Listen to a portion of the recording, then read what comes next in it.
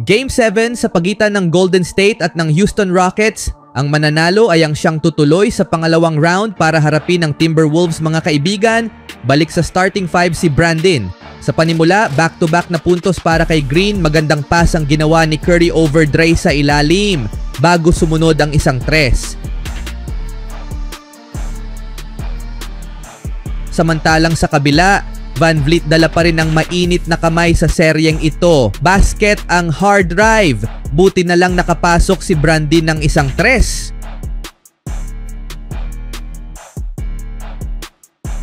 Wala nang 9 na minuto sa quarter. Alperen Sengun ginamit ulit ang advantage sa sukat. Gusto ulit subukan si Green sa ilalim. Walang nagawa ang defensive player candidate bago sinundan ang puntos over sa mas maliit na si Brandon. Amen Thompson mga kaibigan na libre sa ilalim para sa isang easy basket.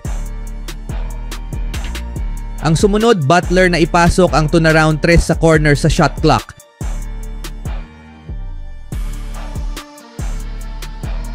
Wala nang 1.5 minuto sa quarter. Jalen Green tagumpay ang left-handed layup sa drive over Butler.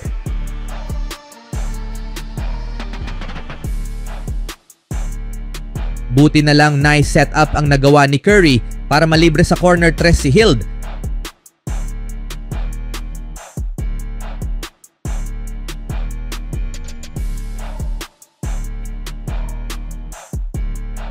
Bago nagawa ni Buddy mga kaibigan ang isang buzzer beater tres para sa pagtatapos ng unang quarter.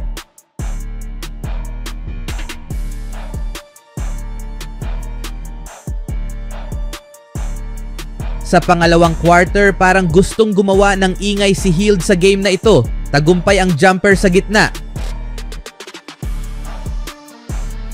Samantalang kitang-kita pa rin kung paano sila tinalo sa Game 6. Sengun dominado ang ilalim over Green. Buti na lang agad nakabawi si Butler. Isang magandang cut mula kay Draymond para sa isang easy slam. Ngunit VanVleet mga kaibigan, kailangan nilang pigilan sa seryeng ito kung gusto nila manalo. Sa kabutihang palad nakabawi ulit si Hield mga kaibigan. Karga ang Warriors sa pagkakataon na ito. Bago sumunod ang puntos ni Looney over sa sentro na si Steven Adams, Rockets nagkaroon ng magandang ball movement na naghatid sa corner tres ni Eason. Butler gustong gumawa ng paraan para makabawi. Tagumpay ang jumper sa paint.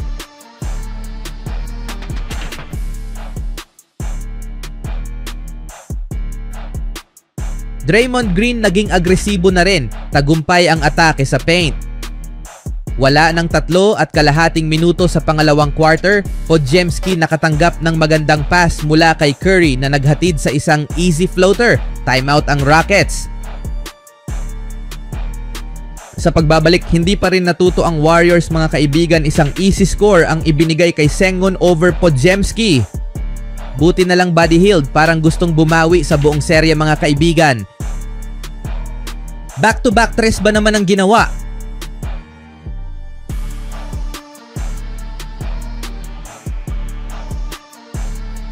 Hype ang bench ng Warriors.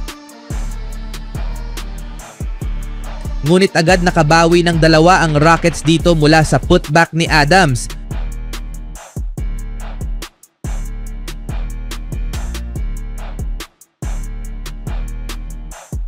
Butler pumasok sa loob, nakita sa labas ang mainit na si Hield at hindi ito nasayang. What a half for Buddy.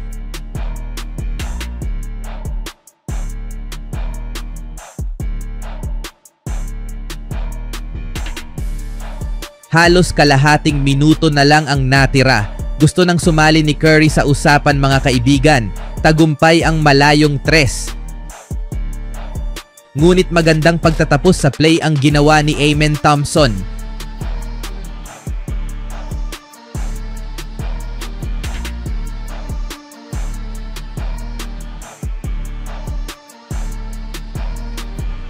Sa ikatlong quarter, grabeng depensa ang ipinakita ng parehong team. Pero nagtagumpay ang Warriors sa play na ito sa ialim para kay Butler na may kasamang foul.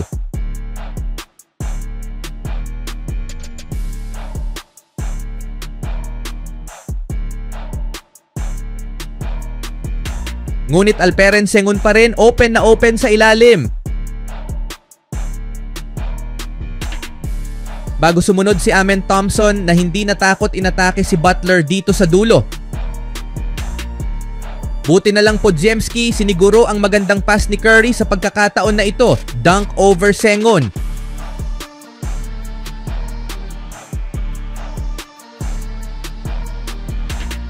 Wala nang 9 na minuto sa quarter, magandang ikot ang ginawa ni Sengun sabay hulog sa bola kay Amen para sa isang easy dunk. Timeout ang Warriors.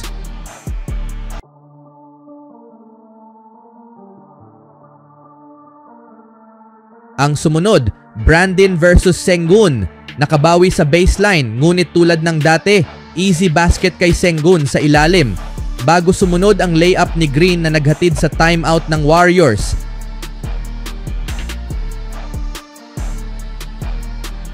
Sa pagbabalik, Curry naghahanap ng paraan para makabawi. Naka-double team, ngunit wala pa rin.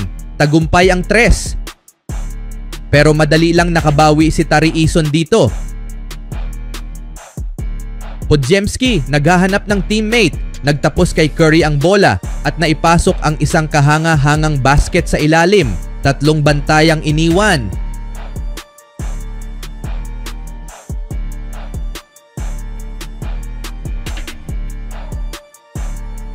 At nag-time out ulit ang Rockets nang maibaba nila sa 3 ang kalamangan kay Jabari Smith. Sa pagbabalik, Butler desidido na. Big bucket para kay Jimmy sa corner 3. Bago sumunod ang back-to-back na puntos kay Draymond. Easy layup ni nang mag-open ito sa ilalim mula kay Butler at sa gitna para sa isang floater. Sa huling quarter, sumayaw agad si Curry para sa isang 3 over Thompson. Napaaga ang timeout ng Rockets.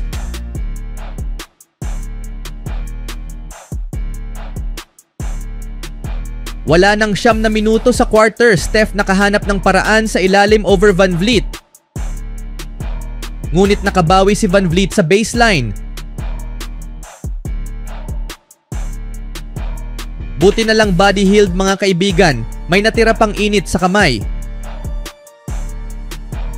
Curry, kitang-kitang agresibo na sa pagkakataon na ito, inatake ang depensa ng Rockets na naghatid sa isang hard basket.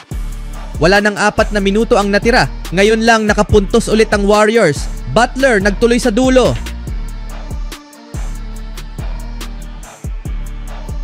Sa mga huling minuto, dito na umarangkada si Butler, Curry at Buddy Hield mga kaibigan. Una si Butler nag-deliver ng big bucket sa pagkakataon na ito, basket ang jumper, isang sayaw sa depensa ni Curry over Jalen.